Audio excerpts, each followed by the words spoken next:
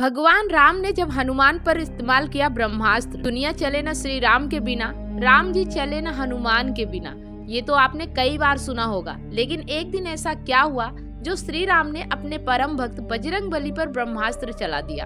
पौराणिक कथा की माने तो जब भगवान श्री राम लंकापति रावण को मौत की नींद सुलाकर अयोध्या लौटे, तब उनको अयोध्या का राजा बनाया गया। तभी एक दिन श्री राम जी के दरबार में एक सभा का आयोजन हुआ। उसी सभा में सभी वरिष्ठ गुरु और देवता गण भी उपस्थित हुए।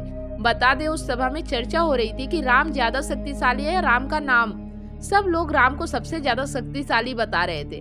वहीं नारद मुनि का कहना था कि राम नाम में ज्यादा ताकत है। नारद मुनि की बात कोई सुन ही नहीं रहा था। तभी दूर से हनुमान जी इस चर्चा के दौरान चुपचाप बैठे सभी की बातें सुन रहे थे। जब सभा खत्म हुई तब नारद मुनि ने हनुमान जी से ऋषि विश्वामित्र को छोड़कर सभी ऋषि मुनियों को नमस्कार करने को कहा।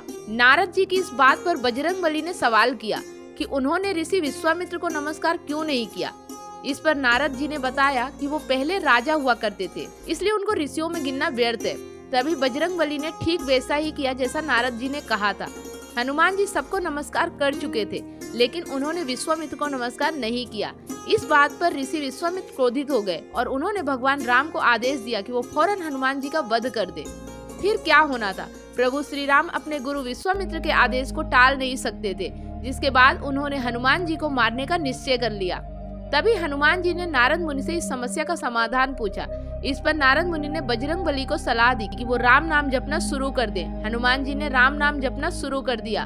भगवान राम ने अपने गुरु का सम्मान करते हुए बजरंगबली पर बाण चला दिए, लेकिन बजरंगबली निरंतर राम राम की माला जपते रहे, जिससे श्री राम के प्रहार का उन पर कोई असर नहीं हुआ। फिर बिना समय व्यर्थ किए भगवान राम ने हनुमान जी पर सबसे शक्तिशाली शस्त्र ब्रह्मास्त्र चला दिया, लेकिन हनुमान जी पर इस बार भी कोई असर नहीं हुआ। एक परम भक्त और उसके भगवान के बीच हो रहे ऐसे मंजर को देख नारद जी को बहुत दुख हुआ। वह विश्वामित्र के पास जाकर माफी मांगने लगे। विश्वामित्र ने नारद जी को माफ कर दिया। इस तरह हनुमान जी ने अपनी सच्ची भक्ति का परिचय दिया और मृत्यु को भी पराजित कर दिया। भगवान श्री राम के प्रति बजरंगबली के अंदर जो श्रद्धा भाव है, उसे सभी भली बात परिचित है। इस भक्ति भाव के कारण ही बजरंगबली को भक्त शिरोमणि भी कहा जाता है। लेकिन श्री राम और हनुमान जी के बीच केवल भक्त और भगवान का ही नाता नहीं है, बल्कि वो भाई भाई भी है। रामायण की कथा अनुसार जब राजा दशरथ ने अपने तीनों रानियों के साथ श्रृंग ऋषि से पुत्र प्राप्ति का हवन करवाया था, इससे प्रसन्न होकर हवन कुंड में से सोने का कटोरा लेकर अग्निदेव प्रकट हुए। स्वर्ण के इस कटोरे में दिव्य खीर भरी हुई थी, जिसे तीनों रानियों को खिलाया गया था। बता दे, राजा दशरथ ने खीर सबसे पहले महारानी कौशल्या को दी, उसके बाद सुमित्रा और कैकेयी को। सबसे अंत में प्रसाद मिलने के कारण देवी कैकेयी ने क्रोधित होकर राजा दशरथ से कठोर शब्द कहे। उसी समय भगवान शंकर की प्रेरणा से एक चील वहां आई और कैकेयी की हथेली से प्रसाद उठाकर अंजन पर्वत की तरफ ले गई। अंजन पर्वत पर माता अंजनी तपस्या में लीन थी। चील ने प्रसाद का कटोरा ले जाकर अंजनी देवी के हाथ पर रख दिया।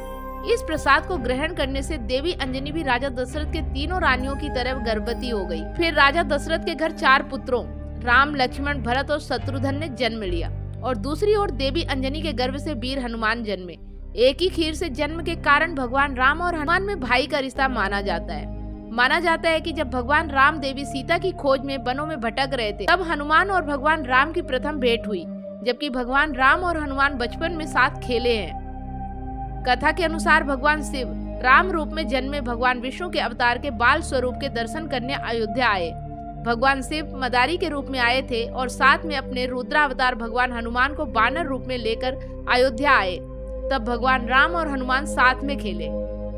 तो आज की पौराणिक कथा यहीं तक। यह कथा आपको कैसी लगी कमेंट करके हमें जरूर बताएं। साथ ही वीडियो को लाइक, शेयर और चैनल को सब्सक्राइब जरूर करें। फिर मिलते हैं एक नए वीडियो के साथ। तब तक आप सभी लोगों को वीडियो अंत तक देखने के लिए बहुत बहुत धन्यवाद।